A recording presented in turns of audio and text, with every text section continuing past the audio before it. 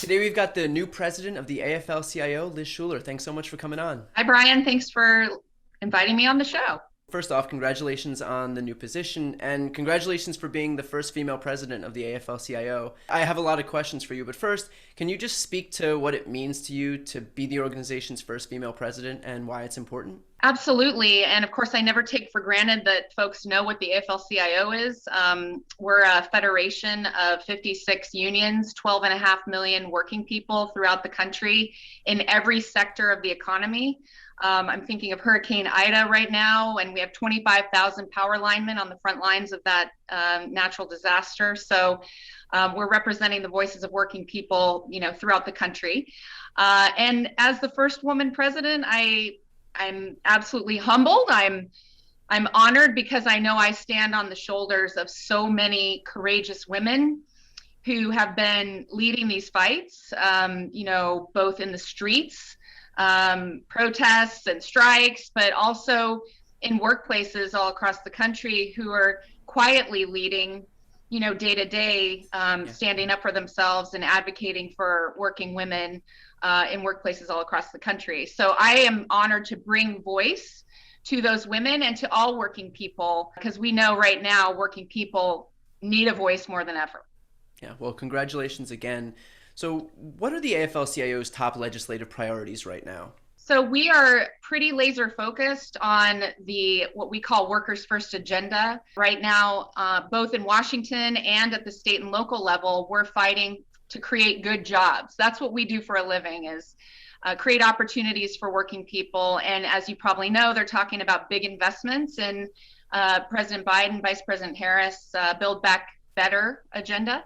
And so we are looking forward to our taxpayer dollars going in to create good, high quality union jobs where you're able to make a good living to support your family, but also continue to create pathways to better and better opportunities. And we see lots of emerging industries and sectors coming out of this investment. So, for example, the clean energy economy is one that we are paying a lot of attention to, because we know that we are in a crisis.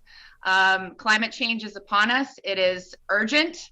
And we need to start looking at how our country transitions into new fuels, new opportunities. We're very much focused on wind energy, solar, hydro, so that we can make those jobs good, high road, high wage jobs.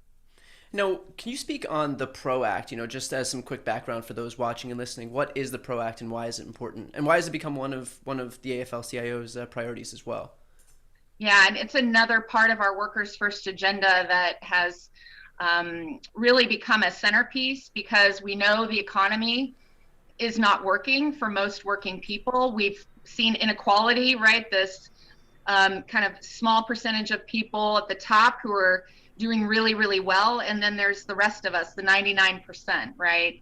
And the way we see the pathway to a solution is by a broad, bold, modern labor movement that brings working people together to leverage more power in the economy.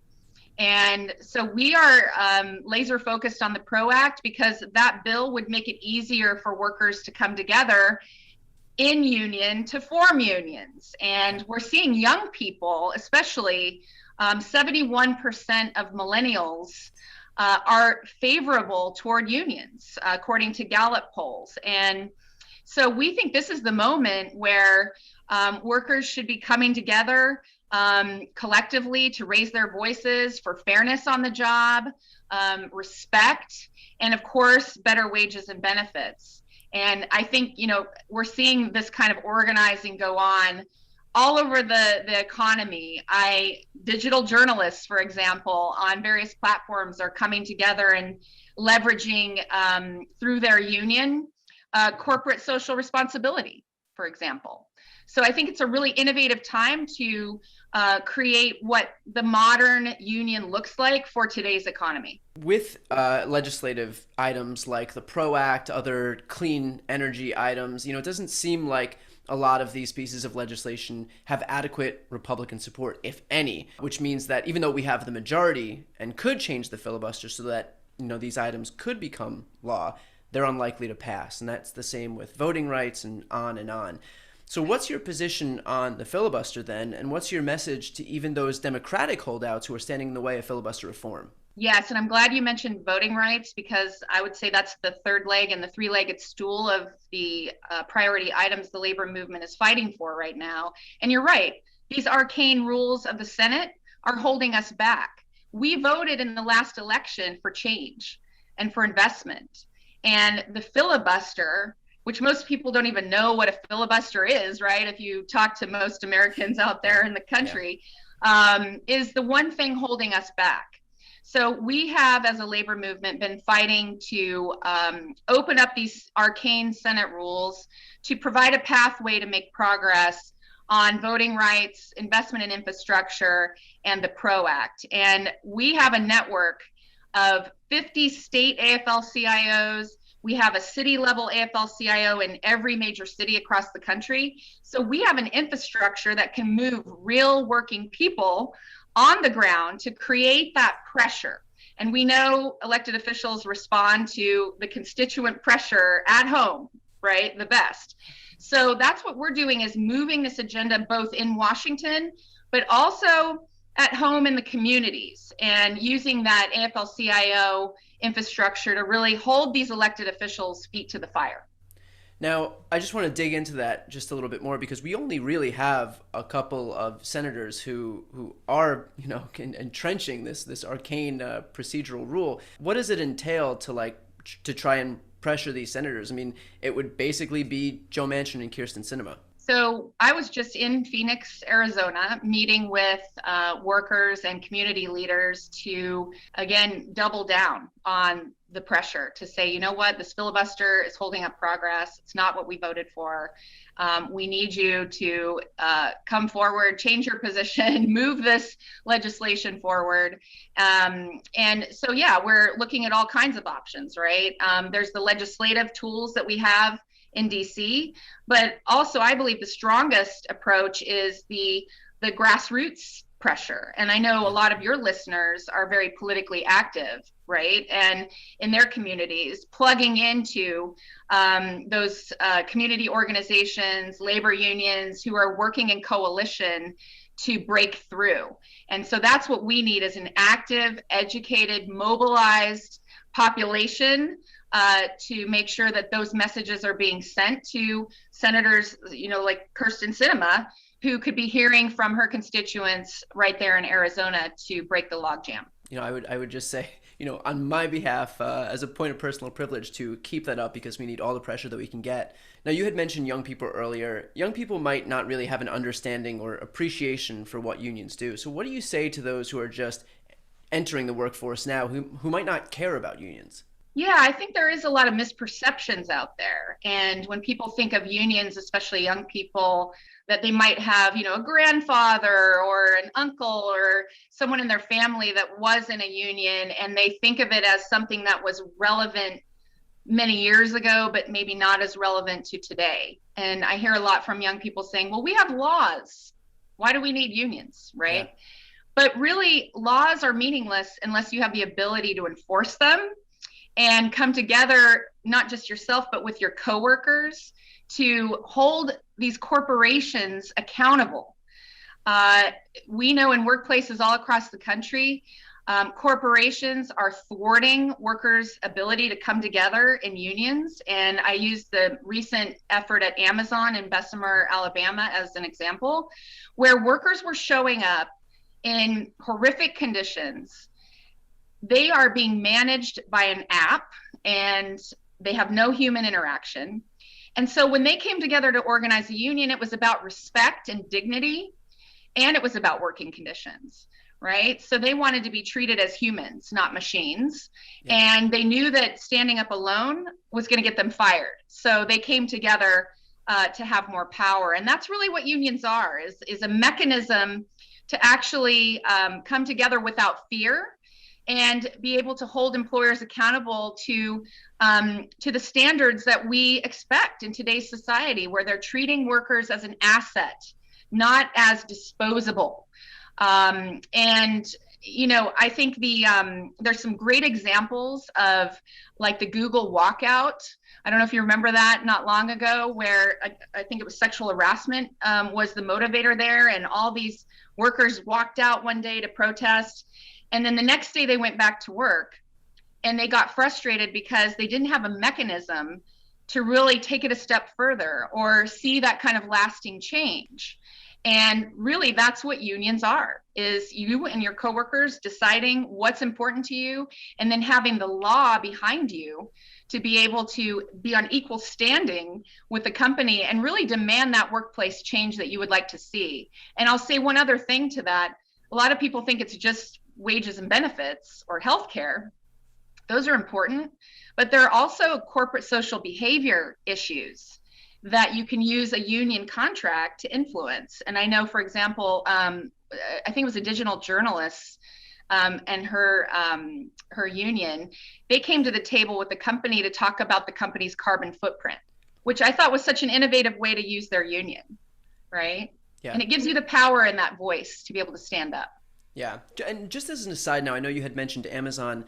That situation had seemed to be resolved in the sense that Amazon had, been able to successfully put down the union drive, but that's not exactly what's happening now. Can you just speak on where that situation is, where that situation stands as of right now? Sure. And for those listening who might not be familiar with the situation, workers in Bessemer, Alabama, at one of the big fulfillment centers there for Amazon, petitioned to create a union, and the company hired 3 separate union busting law firms to try to dissuade them. They had what they call captive audience meetings, where they called in groups of workers and forced them to listen to an anti-union presentation, and then called them up individually, took photos of their ID badges, and then dismissed them from the meeting so that they would know who they talked to, who they hadn't. Perhaps if you raised your voice in that meeting and asked a question, you would be disciplined later. And they did things like change the stoplight outside of the warehouse so that workers who were driving out would not be stopped at a red light and be able to talk to union organizers. Yeah. These are just small examples of the tactics they used to try to intimidate, harass, and dissuade workers from forming a union, which is the law of the land. People are able to form unions freely and fairly, but companies, the laws are so broken that companies will violate the law because they know it's a slap on the wrist.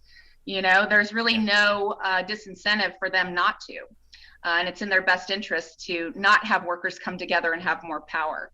So I think with Amazon, we did file charges with the NLRB, the agency that oversees elections, and they just recently found that Amazon did violate the law, and that election then, was obviously tilted unfairly toward the company. So we are planning. There are conversations going on all around the country at different locations that we think Amazon is the poster child for how workers have this great need to come together so that we can lift the standards of the jobs in the future economy. So when we think of union membership generally, we kind of have this idea of a very homogenous union member, like a white male basically. But is that what union membership looks like today? And what is the AFL-CIO doing to bring more people in? I'm glad you asked that, because I do think there is a perception that we're of the past for some reason, or maybe not as dynamic and nimble to reflect today's economy. And it's absolutely not true. And in fact, that's something I would like to emphasize as the new president of the AFL-CIO, is that we are ready to build that bold, modern, new labor movement that really speaks to the needs of the future workforce. And that is a workforce that is diverse, and we want to be the inclusive labor movement that reflects their needs. And as a woman, I will say this labor movement represents 6.5 million women, which means we are the largest working women's organization in the country. Not a lot of people know that. And we are ready to, evolve and change with the way work is changing in the future. And that means, the evolving workforce as well. So we want to be the place where women, people of color, young people, immigrants, LGBTQ workers come to make their voices heard, to make sure that they have access to good, high wage, sustainable jobs, and that they really see the labor movement as a movement for them, and that is creating the dynamic social change that we so desperately need in this country. Now, the prevailing narrative that Republicans push is that they're good for business and that Democrats are bad for business, and that somehow there's a difference between business and jobs, and that Republicans are good for business even if Democrats are good for jobs. Now, to me, those things seem mutually exclusive because one benefits workers and the other benefits executives and CEOs. How do you reconcile those two things? Well, it's interesting you use partisanship sort of as the lens through which we're looking. I look at it through a worker's lens in terms of, yes, Democrat and Republican, but also, corporate America has the opportunity to look at its workers as an asset, as I said earlier, that, you shouldn't always run a company by trying to have a race to the bottom and try to use wages, lowering wages as your competitive edge. You would think if you're a company that, wants to do the right thing, you want to use ingenuity and innovation as a way to be more competitive, not just by paying your workers less. Yeah. So we in the labor movement come to the table knowing that if we work with companies to make them more profitable, the idea is that workers will share in that success. And that is more often the exception than the rule these days. Yeah. Corporate America has a laser focus on profits and Wall Street and what Wall Street thinks of them. And, these days, I think it's 299 to 1 is the CEO to worker pay ratio, 299 to 1. Jeff Bezos makes in 7 seconds what the average Amazon employee makes in a year. That is just not right. And we can do better as a country, as a society. And if you look to the future of work with technology coming on, we should be deciding now what kind of guardrails we want to put in place to ensure this future is a future where everyone thrives, where we're lifting standards and that workers are sharing in the prosperity that this wealthy country of ours is creating. More than just financial security, unions, they assured safe workplaces. Now, today there's a pandemic, and so labor stands to benefit when mandatory vaccinations are instituted in the workplace, just like anywhere else, in schools, wherever it is. What do you tell union members who still believe that the lies that, the coronavirus vaccine is, a government tracking device? What do you say to union members who think that mandatory vaccinations are somehow taking away their freedom? Well, we believe everyone should be vaccinated. I'll just start there. And I will say that many unions are a source for education and information. That's one of the roles that we play, is to, be a trusted source so that you can demystify all of the disinformation that's out there. And we know it's out there. The second thing we do is work with employers to make sure that whatever vaccination policies, masking policies, mitigation measures are seen through a worker's lens, and that workers should have a voice at the table as to what is happening in their workplace when it comes to health and safety. And I think you've seen unions actually more relevant than ever through the pandemic, because the unionized workplaces were the ones that had the PPE, the protective gear at the beginning of the pandemic. They were the ones where workers felt like they could speak up when they weren't getting what they need, or they saw a ventilation system that wasn't functioning, and they weren't afraid to raise those safety concerns because they had the protection of their union. So I think this pandemic really had a more positive effect on what people are seeing, the role and the relevance of labor unions today, because more and more people are positive about the ability to join unions. And we haven't seen that. It's at a 50-year high. So I think that to me signals that people have had enough. They're fed up. They know that this economy isn't working for working people, and they see a modern, bold labor movement now is a viable path for workers to have that voice, to have that say. Now, can you just speak to this idea? Going back to, looking at this through a partisan lens for a moment, what we're seeing and what we've seen throughout the entirety of this pandemic is this push by Republicans to just open it up, that we can't wait any longer to be mired in the middle of these safety measures that we're in right now. The other side would say that nothing is going to get back to normal until and unless this pandemic is over, and that takes certain measures being instituted to get there. So where do you stand on this issue where, a lot of those on the right are just saying, screw it, we're tired of waiting, open everything back up? They're playing politics with our health. And the labor movement believes strongly, as I said, everyone should be vaccinated.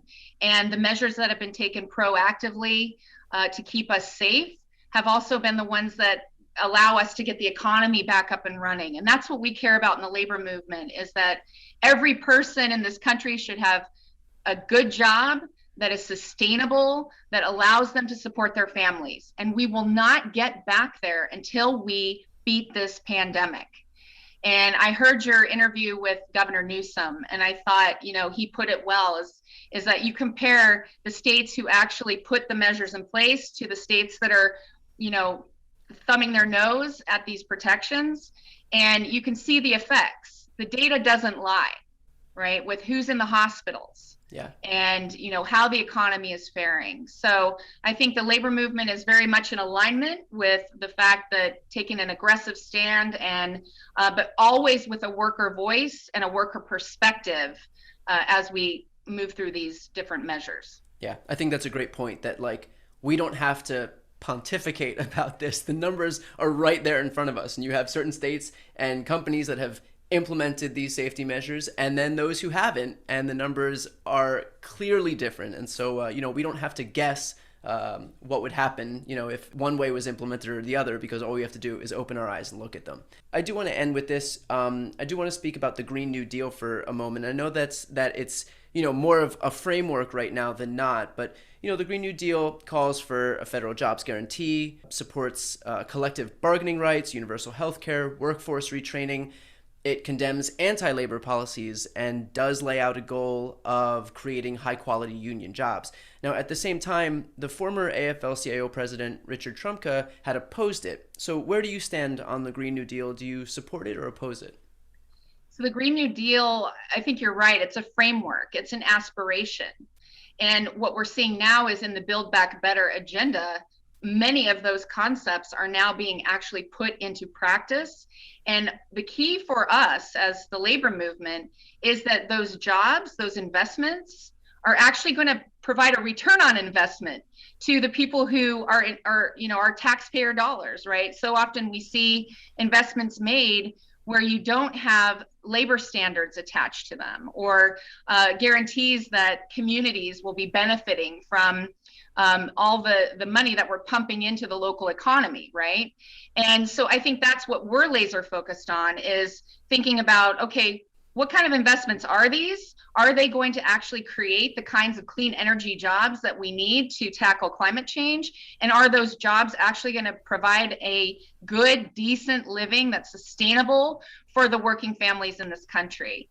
And I think we've seen how it can be done badly with deindustrialization, of the past, when manufacturing was offshored. Yeah. And there was no protections in place. There was no just transition for the workers whose jobs were displaced. And we know what happened since then. People felt abandoned, left behind. We have the opportunity to do this right this time. We can put the guardrails in place to make sure that labor standards are attached, that we are investing in these good jobs, and that in the future, that we have a voice in this process. I keep thinking about technology, right? And if we aren't able to put protections in place, the same thing happens when we invented the internet. Al Gore, no, I'm just kidding, invented the internet. That was a taxpayer investment. Yeah. Now companies like Facebook and Google, have profited off that investment, and we didn't have the proper guardrails in place Yeah. where we were making sure that the jobs that were created were good, high road jobs. So that's what we're focusing on, making sure that the investments we make are providing a return on investment for the working people of this country. Yeah. Well, I'm glad that, not only protecting the working class, but focusing on a sustainable future is a priority of the AFL-CIO. So with that said, thank you so much for taking the time. I really appreciate it. And congratulations again on the position. Thank you so much, Brian. Hope to do this again sometime.